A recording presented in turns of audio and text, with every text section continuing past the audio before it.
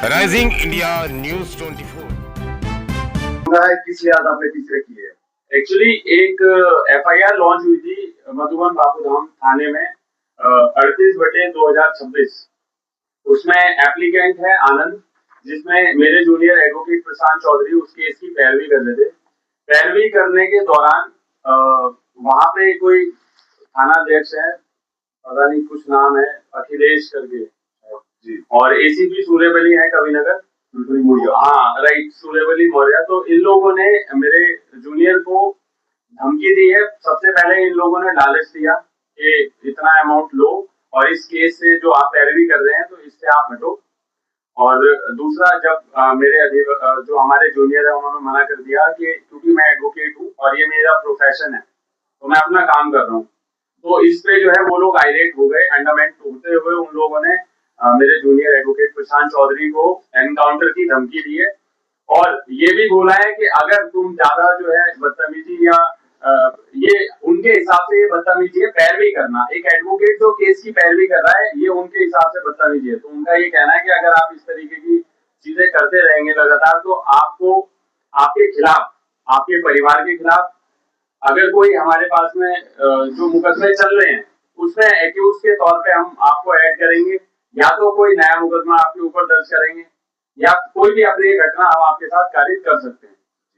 उसके चलते फिर हमने जो है honourable chief judicial magistrate Ghaziabad के समक्ष एक प्रार्थना पत्र प्रस्तुत किया।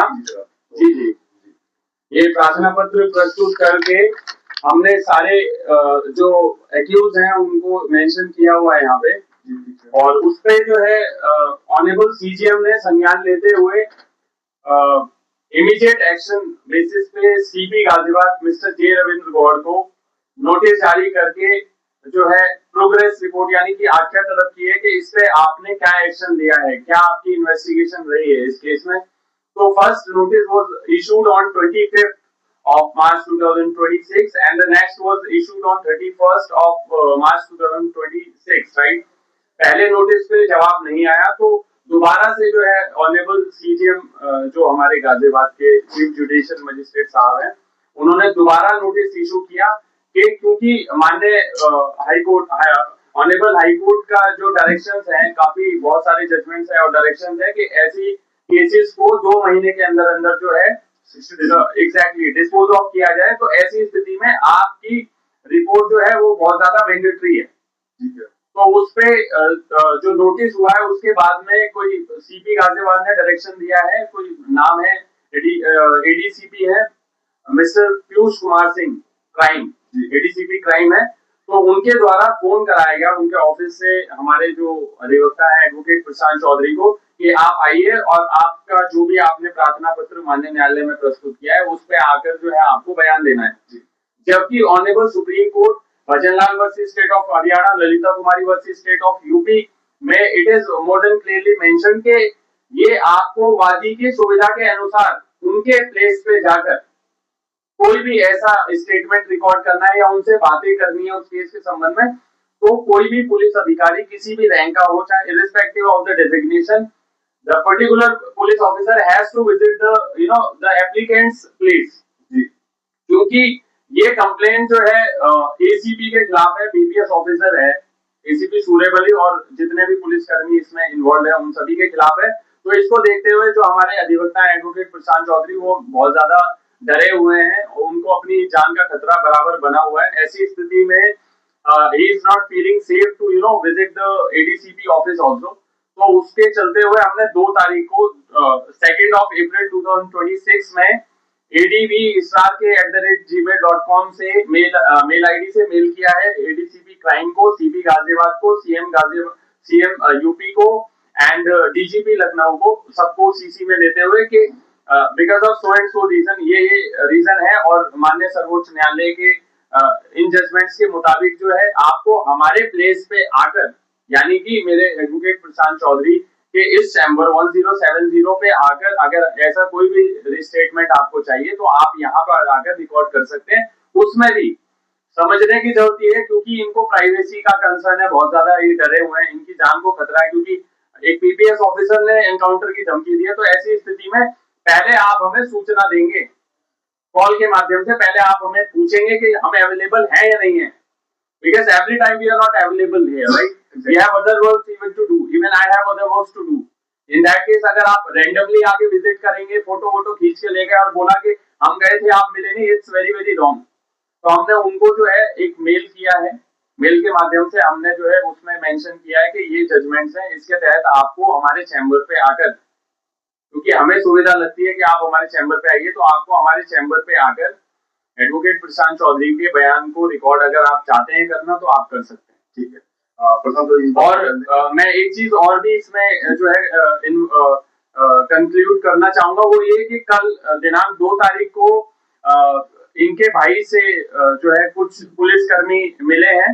अच्छा। और उन लोगों ने दोबारा से जाके धमकी दी है कि तुम्हारे भाई ने जो सीजीएम माननीय न्यायालय के समक्ष जो प्रार्थना पत्र प्रस्तुत किया है हमारे खिलाफ, जो हमारे एसीपी है और जो हमारे एसएचओ साहब और दरोगा जितने भी इसमें इन्वॉल्व हैं, उन सभी के खिलाफ मुकदमा दर्ज कराने के लिए जो प्रार्थना पत्र प्रस्तुत किया है उसको वापस ले लो, नहीं तो जो केसेस चल रहे हैं उसमें आपको और आपके परिवार को और आपके एडवोकेट जो भाई हैं एडवोकेट प्रशांत चौधरी, उसका नाम ऐड करेंगे कि उसके तौर पे या कोई झूठा मुकदमा दर्ज करेंगे या कुछ भी अपनी घटना कारित करेंगे, उसके जिम्मेदार आप हैं। तो कल भी उन लोगों ने इस तरीके का थ्रेट दिया है, तो ऐसी सिचुएशन में ही इज नॉट सेफ, ना ये सेफ है ना इनकी फैमिली सेफ है। तो ऐसी स्थिति में I would request CP Ghaziabad Mr. J. Ravindra God to intervene in this matter and resolve ASAP, and even as per the Honorable Supreme Court we have different judgment citations wherein if any threat is given by any ex personality then that particular victim has to be given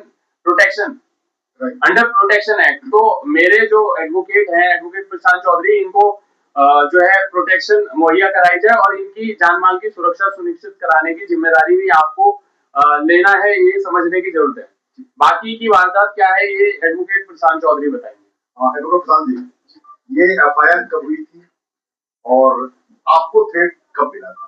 ji sir, ये FIR मेरे गांव का लड़का है, उसके साथ मारपीट हुई थी। आपका गांव कौन सा है? जी मेरा गांव सदरपुर है। सदरपुर। उसके साथ पुलिस के 2 लड़के थे, करण और बर्तन, वो दोनों पुलिस के मुखबिर हैं अच्छे खासे, पुलिस से अच्छी पकड़ है उनकी। वो लोग हमारे गांव के लड़के को पकड़ के लेके जाते हैं 9 तारीख में सुबह 8-9 बजे तक और उसे शाम तक पीटते हैं कंटिन्यू। उसके करंट लगाए जाते हैं, उसके गुप्तांग पे भी चप्पू मारे जाते हैं। उसके बाद में जब मुझे जानकारी हुई, उन्होंने मेरे पास फोन करा 10 तारीख में।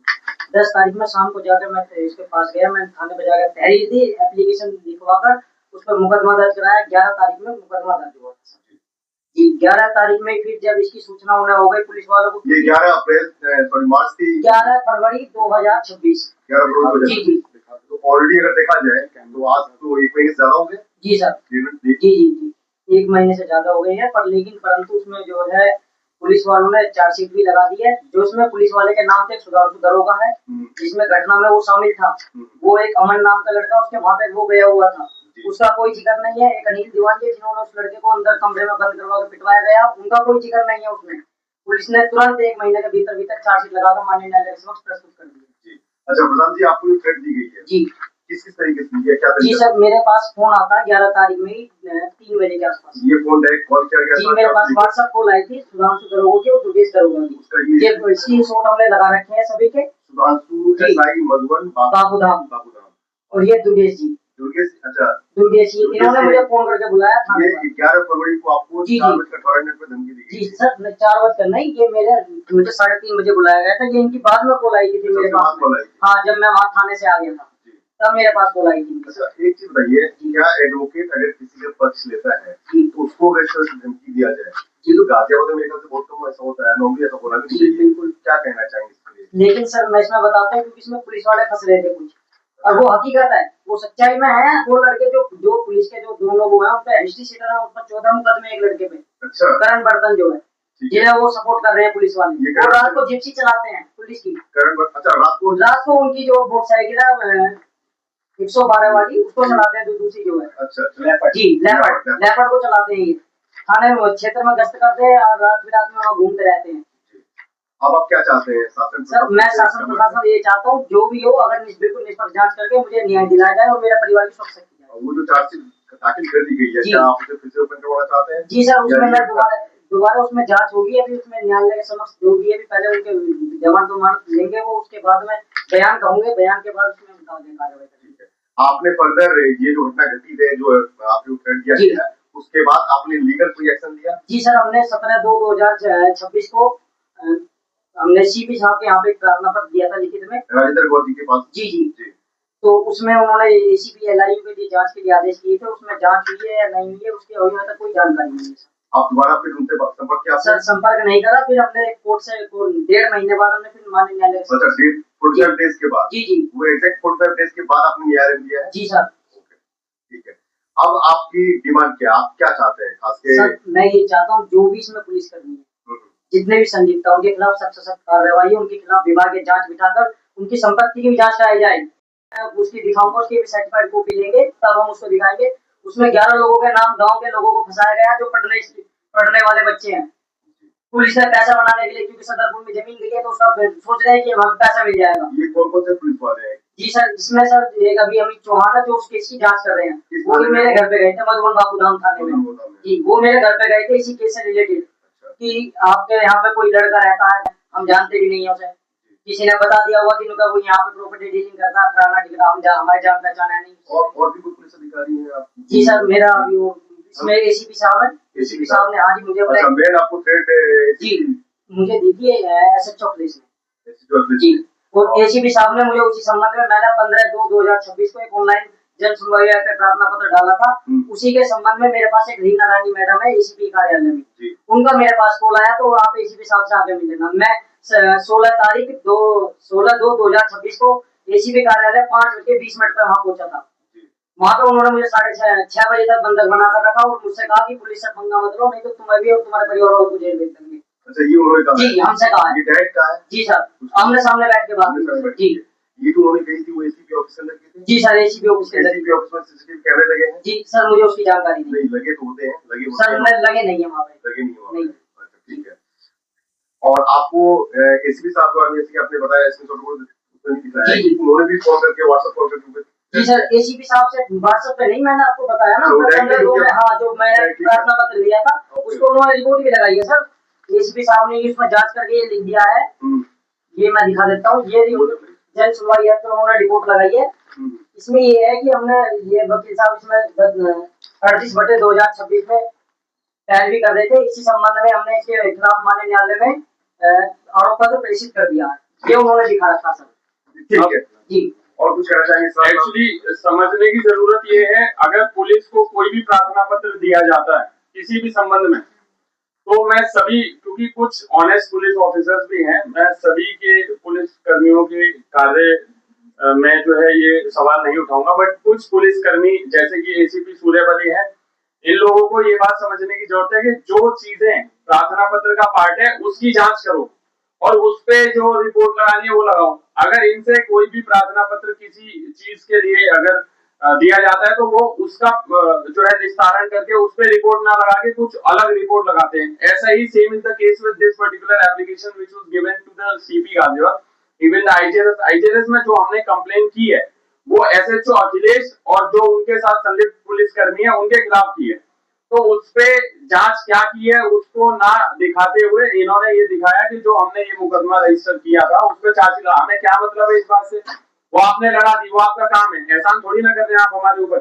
आप अपना काम कर रहे हैं और ऊपर से आप उसको हमें गुमराह करके गलत तरीके से दिखा रहे हैं। हमारा मुद्दा ये है कि आपने एसएचओ अखिलेश और जितने भी उसमें इन्वॉल्व पुलिस ऑफिसर्स हैं उनके खिलाफ क्या एक्शन लिया, क्या जांच आया, क्या आपकी जांच का क्या जो है सारांश क्या है, क्या रिजल्ट है आपके जांच का, वो आप हमें बताइए ना, पहली बात। और कुछ जो है समझने की जरूरत ये भी है, ये लोग जो भी इन्वेस्टिगेशन करते हैं उसका कोई रिकॉर्ड ही नहीं होता, ये लोग अपनी मर्जी से जांच की रिपोर्ट लगाते हैं। इनसे ये पूछा जाए कि क्या आपके पास में कोई ऐसी वीडियो को, आप समझने की जरूरत है, जब मेरे जूनियर एडवोकेट प्रशांत चौधरी जब ये एसीपी सूर्यवली के पास गए तो फोन को जो है अगर हम फोन में रिकॉर्डिंग करते हैं तो उसमें क्या प्रॉब्लम है, जबकि DK Basu versus versus union of India में ये क्लियरली मेंशन्ड है कि वीडियोग्राफी हम कर सकते हैं। पुलिस स्टेशन पब्लिक प्लेस है, आर्टिकल 21(14) का वायलेशन भी ये करते हैं, उसको देखते हुए कि आप वीडियोस नहीं बना सकते, आप रिकॉर्डिंग क्यों नहीं कर सकते? भाई ऐसा क्या रीजन है? वो पब्लिक प्लेस है, आपके हम घर में तो आए नहीं है। अगर हम आपके घर में हैं तो आप बताइए। और फिर उसके साथ साथ ये लोग अपने सीयूजी यानी कि क्लोज यूजर ग्रुप पे ये लोग जो है, जो इनको सरकारी नंबर दिया गया क्योंकि ये एक संवैधानिक पद पे बैठ के जो है कार्य कर रहे हैं, तो ये लोग उस सीयूजी नंबर को ब्लैकलिस्ट करते हैं। मतलब सीयूजी नंबर पे वादी का, एग्जैक्टली वादी का नंबर ब्लैकलिस्ट कर रहे हैं। तो ये राइट है। और ये भजनलाल वर्सी स्टेट ऑफ हरियाणा, ललिता कुमारी वर्सी स्टेट ऑफ यूपी में भी ये क्लियरली मेंशन है कि आप अपने किसी भी सीयूजी नंबर पे, मतलब इसको इस तरीके से मेंशन किया हुआ है कि वादी का जो राइट्स हैं उसको आप देने से, यानी कि वादी के राइट्स का आप जो है उल्लंघन नहीं कर सकते और आप उसको मना नहीं कर सकते। और ये ब्लैकलिस्ट करने का मतलब कहीं ना कहीं ये हुआ कि आप उसके राइट्स को वायलेट कर रहे हैं, आप उसको न्याय नहीं देना चाह रहे हैं। एग्जैक्टली। अब देश और दुनिया का सबसे तेजी से उभरता हुआ news channel rising India news 24 channel को सब्सक्राइब करें, लाइक करें और वीडियो को शेयर करें।